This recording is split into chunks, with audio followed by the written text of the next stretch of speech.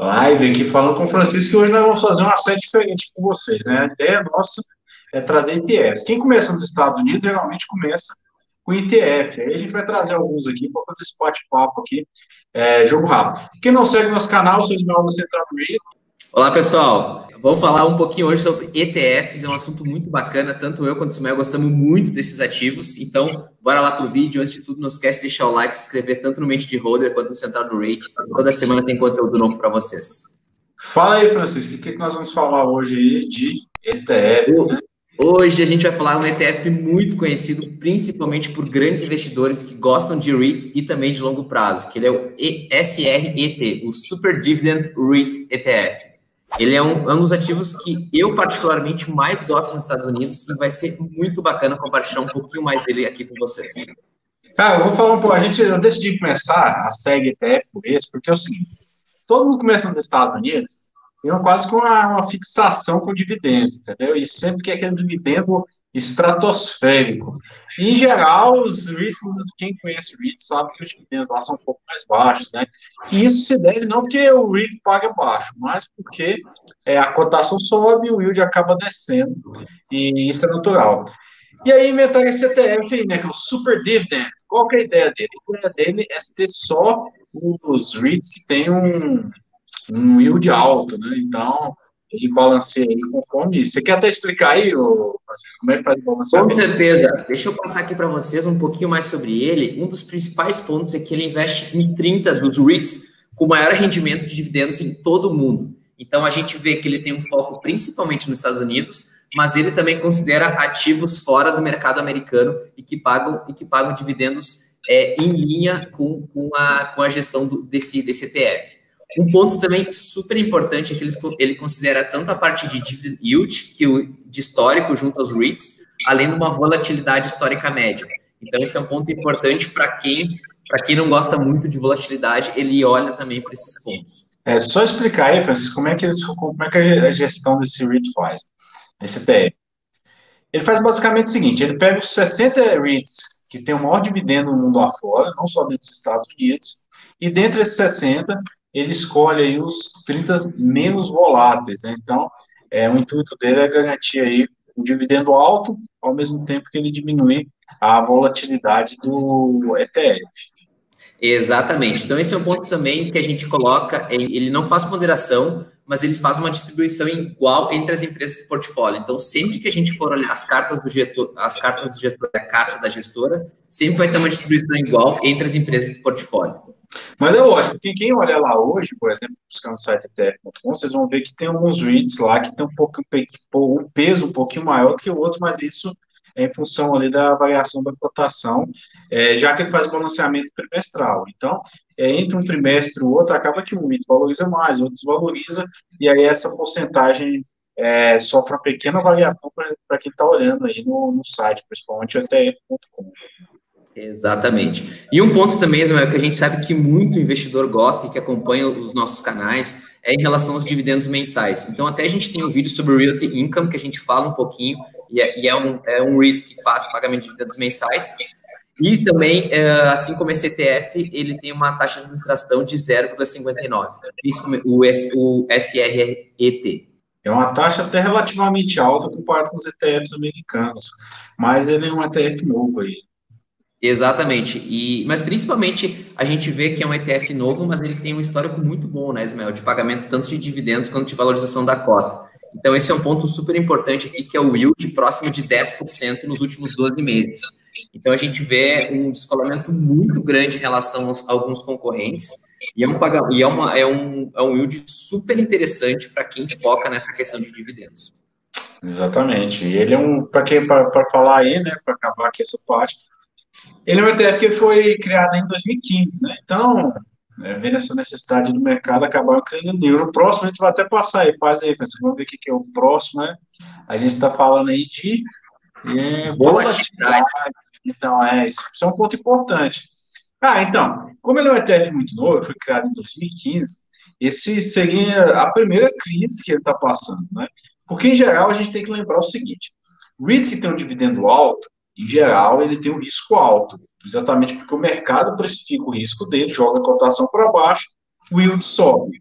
Então, essa modalidade que eles tiveram aí, essa ideia, né, de criar assim, pô, vamos pegar os 60 mais, ali a gente tira os 30 menos voláteis. Se mostrou vencedora até agora, 2020, né, quando veio a crise, pegou ele de cheio aí e demonstrou aí, quem está acompanhando o gráfico, vai ver que em roxo a gente tem a volatilidade do SRET, em laranja do VNQ. VNQ, para quem não conhece, é o maior ETF de REIT americano. Em geral, a volatilidade dele sempre acompanhou do BNQ e foi até mais baixa ao longo do tempo, né? Em alguns Mas com a períodos. crise acabou destoando bastante, né? Então, esse é o primeiro choque de realidade que esse ETF está tendo aí, que foi agora em março de 2020. E um dos pontos que a gente, em relação à volatilidade também, a gente apresenta para vocês aqui um pouquinho mais de quais são os países que está alocado os ativos desse ETF, assim como quais os setores, que os REITs em que ele opera. Então, a gente vê uma porcentagem de ativos perto de 80% nos Estados Unidos, além do Canadá, então a gente vê um foco muito grande nesses países. Um ponto também, Ismael, que eu gosto muito é a questão da Ásia. Então, ter uma posição em Singapura e também na Austrália com a Oceania, eu gosto bastante desse viés em que a gente não fica 100% colocado nos Estados Unidos. Mas eu vou te contar uma curiosidade. Eu vou deixar tu acabar com uma curiosidade. Tem um REIT que está aí dentro que chama Manulife. Ele é um REIT que ele é americano, escritórios americanos, mas ele está listado na Bolsa de Singapura. E só por curiosidade, então, essa exposição que ele tem nos Estados Unidos é até maior do que esses 80%, vai dar uns 84%, 85%, por causa desse REIT. Entendi. Isso é um bom ponto para alinhar, até porque a gente tem essas nuances, essas particularidades em cada ETF, em cada REIT, né? Exatamente. E tem que levantar aí a porcentagem que ele tem em hipoteca, né, que é bem alta. É um ponto importante de olhar também. E um ponto que a gente vê também aqui é na questão da diversificação de indústria. Então, a gente vê que esse REIT ele foca muito em setores especializados de longo prazo, principalmente de cuidados, REITs especializados, REITs de office, além de parte industrial. Então, a gente vê que ele tem uma diversificação bem grande entre os setores que focam em REITs, que focam em dividendos. Exatamente. Aí a gente vai ter os dividendos muito altos no setor de hipoteca, né, que são as mortgages. E quem não lembra, aí, as mortgages, parte delas que foi a crise do subprime em 2008, né, surgiu exatamente das hipotecas, e que eu brinco aí que esse monstro morreu, né, só está dormindo. Aqui a gente traz também essa divisão, principalmente essa mudança entre as duas datas. Quer explicar um pouquinho mais para o pessoal, Ismael? Não, isso aí é explicar para o pessoal o seguinte. Algumas pessoas até perguntam para a gente, cara, então vamos lá. Esse ETF seria bom, já que ele caiu muito aí em março, ele subiria muito agora, no final do ano, entendeu? Essa comparação é um pouco difícil de fazer quando a gente faz com o VNQ. O que acontece? O VNQ, ele investe em mais de 180 REITs, e ele pondera para o valor de mercado, ou seja, aqueles REITs que têm um valor maior, que é o caso de American Tower, vai ter uma posição maior, aqueles REITs que têm um valor menor, acaba tendo uma posição menor dentro do ETF.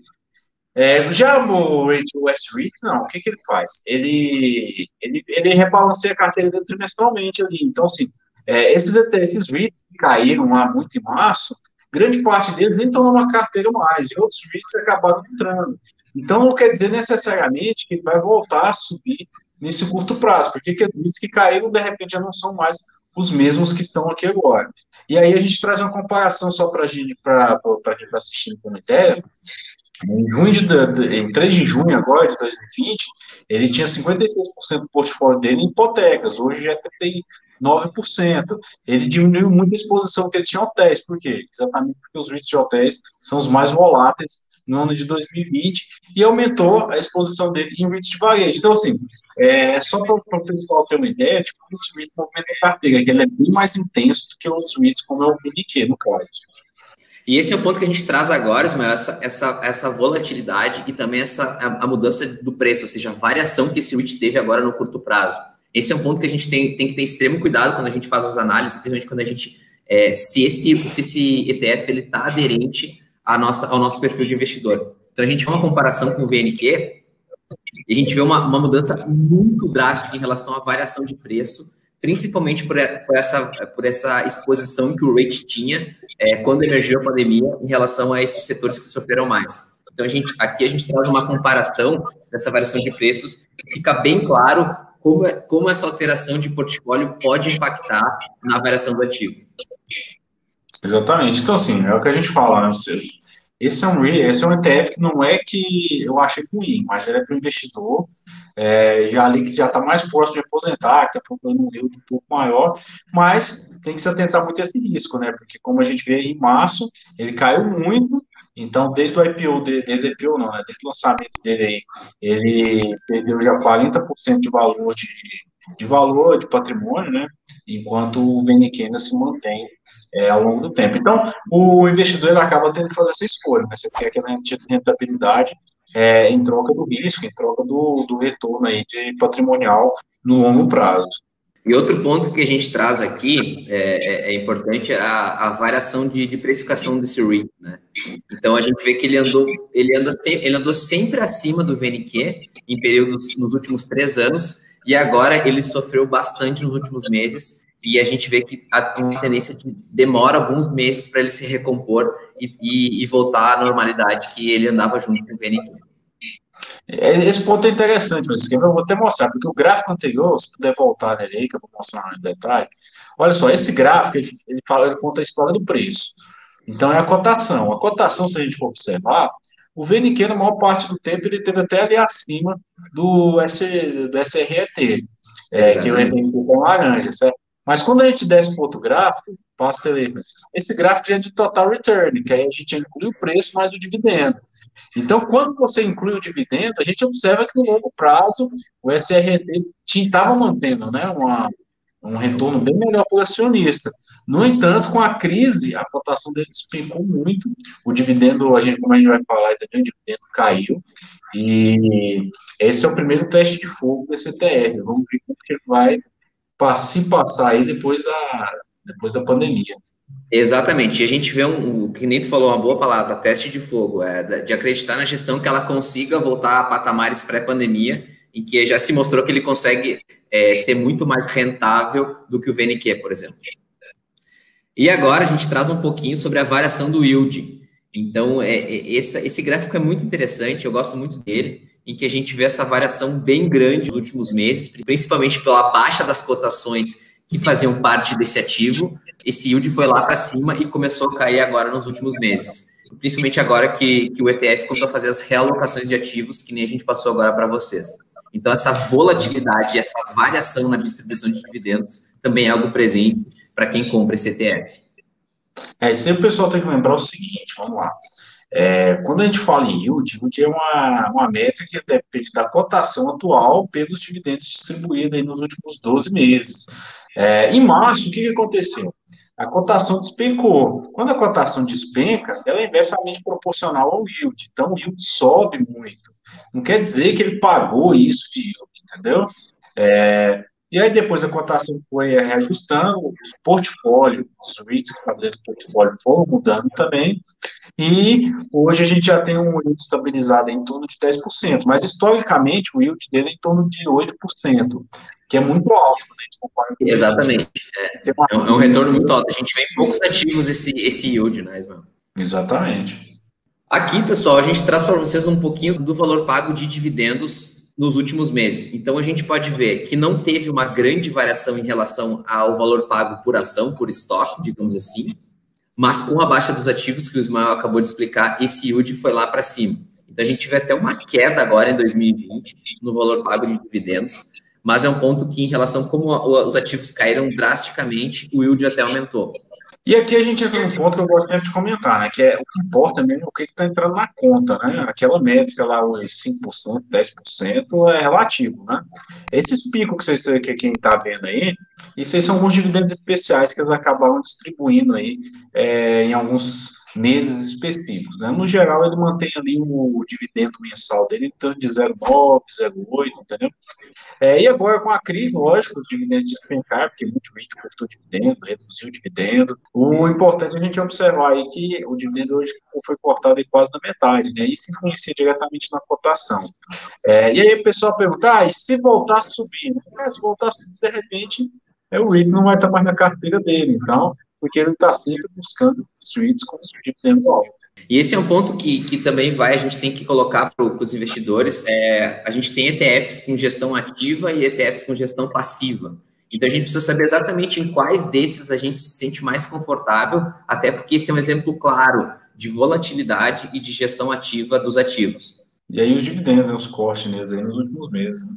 Exatamente, o ponto que a gente trouxe e também os retornos em relação aos últimos anos. Então, a gente vê que ele é volátil, ele tem retornos bem positivos quanto negativos, e que a gente vê, e a gente precisa saber que o investidor, quando investe nesse papel, você está consciente dessa volatilidade.